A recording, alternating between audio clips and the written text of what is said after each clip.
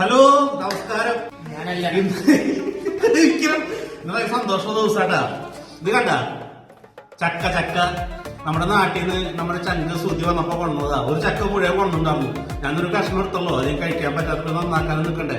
അപ്പൊ അത് കാരണം ഒരു കഷ്ണം എടുത്തുള്ളൂ. അപ്പൊ മാലിക്കിന് കൊടുത്തപ്പോ മാലിക്കിന് ഇത് മുറിക്കാൻ മടി. അപ്പൊ പയ്യൻസ് ലൂജിയൻ പിള്ളേരല്ലേ, 12 വയസ്സിലായിട്ടുള്ളൂ.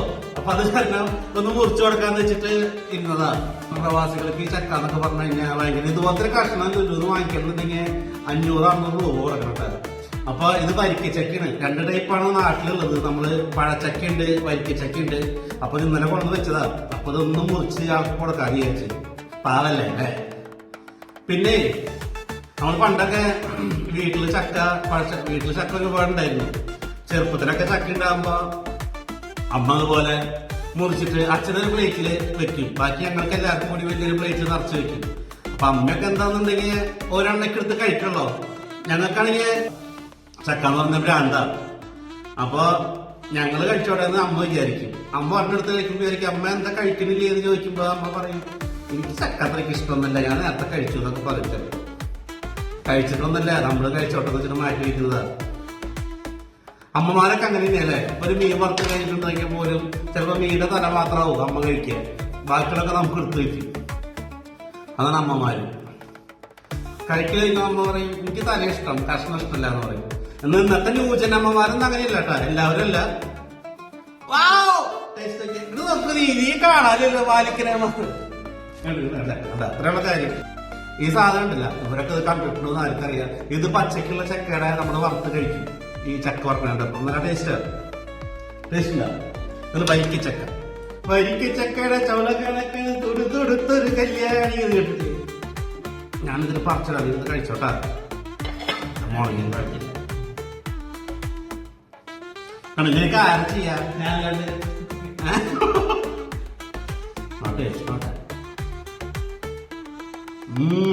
അടിപൊളിയാ. ഞാൻ കണ്ടു വിളിച്ചോ. ഇപ്പൊ അരമണിക്കൂറിനുള്ളിൽ വന്നു കഴിഞ്ഞിട്ടുണ്ടെങ്കിൽ നല്ല അടിപൊളി ചക്ക കിട്ടും. അത് കഴിഞ്ഞ പിന്നെ കിട്ടില്ല.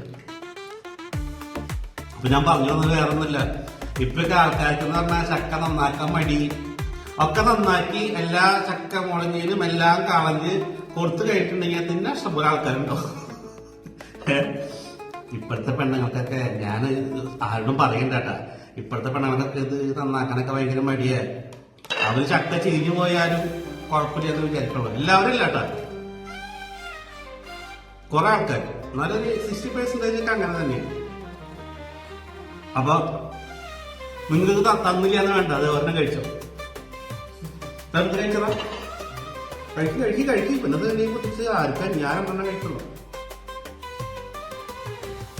വരിക്കച്ചക്കയുടെ ചോള കണക്കിന് തൊടുതൂട്. ഇത് ശരിക്കും നമ്മുടെ ഈ ചക്കമുളഞ്ഞ് കൈമാവേണ്ടിരിക്കായിട്ട് വെളിച്ചെണ്ണ പറ്റിയിട്ടൊക്കെ ചെയ്യാം. അതിനൊന്നും ഇല്ല. അത് കഴിഞ്ഞിട്ട് വെളിച്ചെണ്ണ പറ്റാൻ പറ്റും, സമയമില്ലല്ലോ.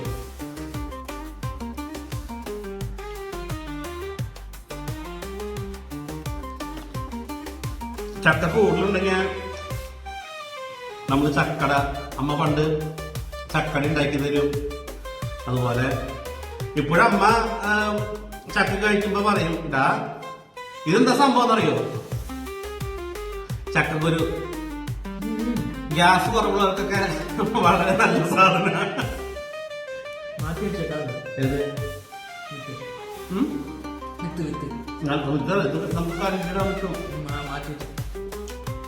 അപ്പൊ ഞാൻ ജസ്റ്റ് നിങ്ങൾക്ക് ഇത് കിട്ടിയ സന്തോഷം ഒന്ന് പങ്കുവയ്ക്കാന്ന് വെച്ചിട്ട് വന്നതാട്ടാ. മണിച്ചേട്ടന്റെ ഒരു പാട്ടും ഫുള്ള് പാടി ചേരാൻ. വരിക്കച്ചക്കയുടെ ചോള കണക്കിന് തൊടുത്തൊടുത്തൊരു കല്യാണി, തൊടുത്തൊടുത്തൊരു കല്യാണി, കൊടകരയിലെ കാവടിയാടുമ്പം കണ്ടടി ഞാനൊരു മിന്നായം.